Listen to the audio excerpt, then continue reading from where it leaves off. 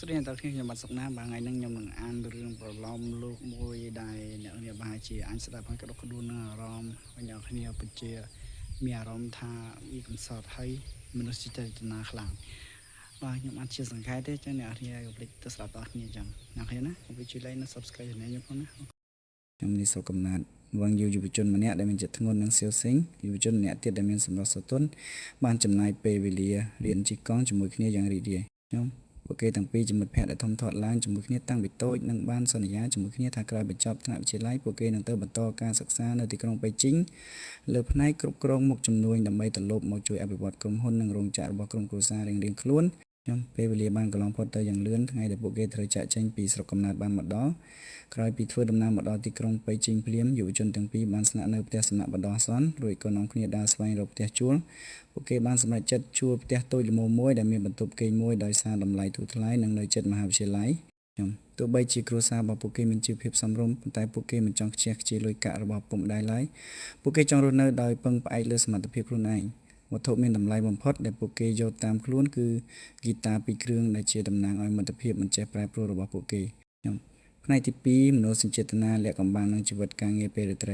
នៅក្នុងចិត្តរបស់យុវជនទាំងពីរគឺមានស្រឡាញ់ចំពោះគ្នាទៅវិញទៅមកលើសពីមិត្តភ័ក្តិប៉ុន្តែមិនហ៊ានទម្លាយចេញព្រោះខ្លាចបាត់បង់ទំនាក់ទំនង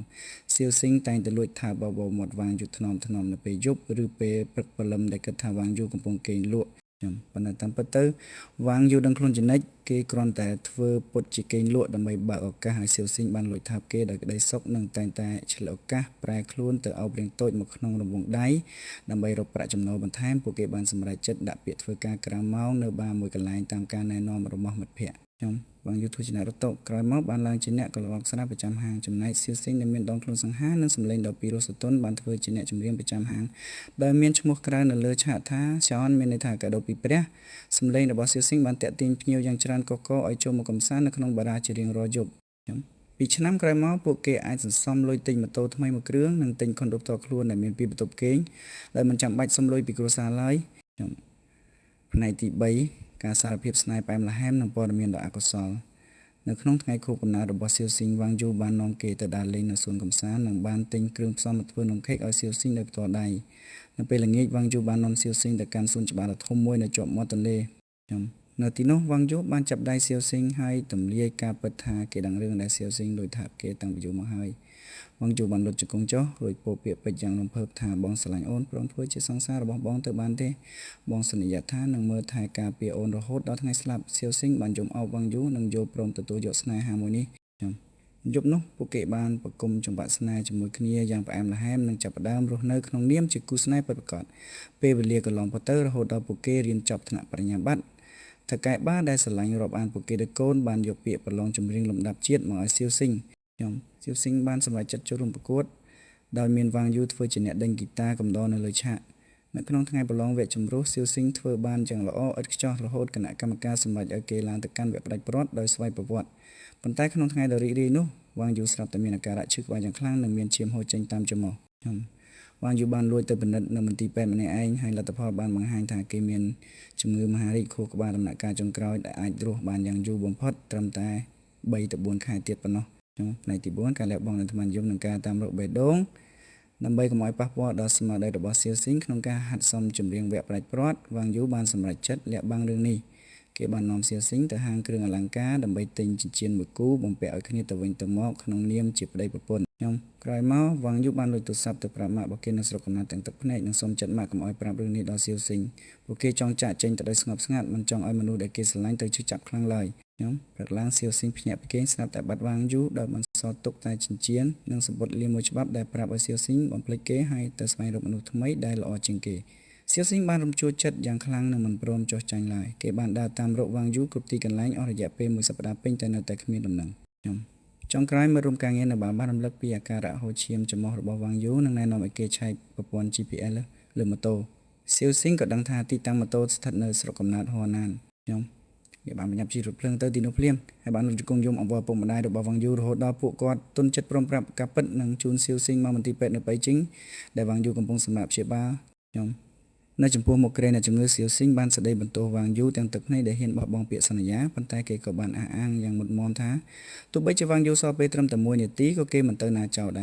រព ពួកគេត្រូវតែតស៊ូជាមួយជំងឺនេះរហូតដល់ថ្ងៃចុងក្រោយខ្ញុំផ្នែកទី5ទឹកភ្នែកនៅលើឆាកតន្ត្រីនិងការលាគ្នាជាដាច់ខាតចាប់ពីថ្ងៃនោះមកសៀវស៊ីងបានរើអេវ៉ាន់មកគេងកំដរវ៉ាងយូនៅមន្ទីរពេទ្យរាល់ថ្ងៃអាការៈរបស់វ៉ាងយូកាន់តែទ្រុឌទ្រោមទៅត្រូវរហូតដល់ថ្នាក់សន្លប់ត្រូវដាក់អុកស៊ីសែនជំនួយថ្ងៃប្រកួតវគ្គប្រៃព្រាត់បានមកដល់សៀវស៊ីងបានឡើងទៅលើឆាកតន្ត្រីដ៏ធំរួចបកស្រាយបទចម្រៀងនៅទាំងក្តីរំជួលចិត្តនិងឈឺចាប់សៀវស៊ីងបានជាប់ចំណាត់ថ្នាក់លេខ1និងទទួលបានពានរង្វាន់ជាតារាចម្រៀងប្រចាំឆ្នាំគេបានលើកពាននោះបង្ហាញទៅកាន់កញ្ចក់ទូរទស្សន៍ដើម្បីជាកាដូសម្រាប់វ៉ាងយូ2ខែក្រោយមកថ្ងៃកំណត់នៃជីវិតរបស់វ៉ាងយូបានឈានចូលមកដល់ថ្ងៃនោះគេមានអារម្មណ៍ថាមានកម្លាំងផ្លែកទៅសូមឲ្យគ្រប់គ្នាជូនគេទៅកាន់វាលស្មៅក្បែរជើងភ្នំដែលជាកន្លែងអនុស្សាវរីយ៍កាលពីក្មេងសៀវស៊ីងបានអៀវវ៉ាងយូដាទៅសម្រាប់នៅលើបឹងឈើក្រោមដើមឈើធំមួយវ៉ាងយូបានប្រើប្រាស់កម្លាំងចុងក្រោយចង្អុលទៅកាន់ចុងផ្លូវដ៏ស្ងប់ស្ងាត់មួយនៅខាងមុខរួចពោលខ្សឹបៗថាស៊ីងអូនឃើញផ្លូវនោះទេខ្ញុំបងនឹងរងចាំអូននៅចុងផ្លូវមួយនោះហើយនៅពេលថ្ងៃនោះមកដល់ពួកយើងនឹងបានជួបគ្នាមកមិនបែកគ្នាទៀតឡើយបន្ទាប់ពីពោលពាក្យផ្ដាំផ្ញើឲ្យសៀវស៊ីងរស់នៅឲ្យបានល្អនិងជួយមើលថែឪពុកម្ដាយជំនួសគេរួចមកត្បបភ្នែករបស់វ៉ាងយូក៏បានបិទចុះយ៉ាងស្ងប់ស្ងាត់និងដកដង្ហើមចុងក្រោយនៅក្នុងរង្វង់ដៃរបស់សៀវស៊ីងសៀវស៊ីងបានសុំឲ្យម៉ាក់វ៉ាងយូថតរូបពួកគេទាំងពីរជាមួយគ្នាទុកជាអនុស្សាវរីយ៍ចុងក្រោយមុននឹងរៀបចំពិធីបុណ្យសពបូជាតាមប្រពៃណីផ្នែកទី6ការរក្សាសច្ចៈនិងការជួបជុំគ្នានៅពិភពថ្មីបន្ទាប់ពីវ៉ាងយូចាក់ចេញទៅសៀវស៊ីងបានត្រឡប់មកពេញជិងវិញទាំងបេះដូងខ្ទេចខ្ទាំគេបានលាឈប់ពីការងារនៅបារដើម្បីបោះជំហានចូលវិថីសិល្បៈពេញលេញរយៈពេល7ឆ្នាំកន្លងផុតទៅសៀវស៊ីងបានក្លាយជាតារាចម្រៀងលំដាប់កំពូលដ៏ល្បីល្បាញទោះបីជាមានអ្នកចង់ចូលមកស្អំរបួសបេះដូងក៏ដោយក៏គេបដិសេធទាំងអស់គេនៅតែរស់នៅក្នុងខុនដូចាស់ដែលធ្លាប់រស់នៅជាមួយវ៉ាងយូដើម្បីរក្សាការចងចាំនៅក្នុងការប្រគំតន្ត្រី concert ដ៏ធំមួយគេបានបង្ហាញរូបថតរបស់វ៉ាងយូនៅលើអេក្រង់យក្សនិងបានច្រៀងបទចម្រៀងដែលគេតែងដោយផ្ទាល់ដៃមានចំណងជើងថាទឹកភ្នែកផ្កាយពោលដើម្បីរំលឹកដល់វិញ្ញាណក្ខន្ធសង្សារបង្កើតបានជាទិដ្ឋភាពដ៏ក្តុកក្តួលដែលធ្វើឲ្យអ្នកគាំទ្ររាប់ម៉ឺនអ្នកសម្រក់ទឹកភ្នែកតាមក្រោយពីបម្រើវិថីសិល្បៈអស់រយៈពេល13ឆ្នាំសៀវស៊ីងបានសម្រេចចិត្តលាឈប់ពីសិល្បៈរួចត្រឡប់ទៅស្រុកកំណើតវិញដើម្បីគ្រប់គ្រងរោងចក្រនិងមើលថែឪពុកម្ដាយទាំងសងខាងដែលចាស់ជរាជំនួសវ៉ាងយូរហូតដល់ពួកគាត់ចែកឋានអស់គេបានចំណាយពេលពាក់កណ្ដាលជីវិតដែលនៅសល់រស់នៅយ៉ាងសាមញ្ញនិងទៅសម្អាតភ្នូរវ៉ាងយូរាល់ថ្ងៃនៅទីបំផុតថ្ងៃកំណត់នៃអាយុកាលរបស់សៀវស៊ីងបានមកដល់វិញ្ញាណរបស់គេបានភ្ញាក់ដឹងខ្លួនឡើងនៅលើវាលស្មៅដ៏ធំល្វឹងល្វើយមួយដែលគ្របដណ្ដប់ទៅដោយផ្កាចម្រុះពណ៌ដ៏ស្រស់ស្អាតនៅពេលដែលគេដើរទៅជិតដល់ចុងផ្លូវគេបានឃើញសមោមនុស្សប្រុសម្នាក់ឈររង់ចាំនៅក្បែរខ្លោងទ្វារពន្លឺ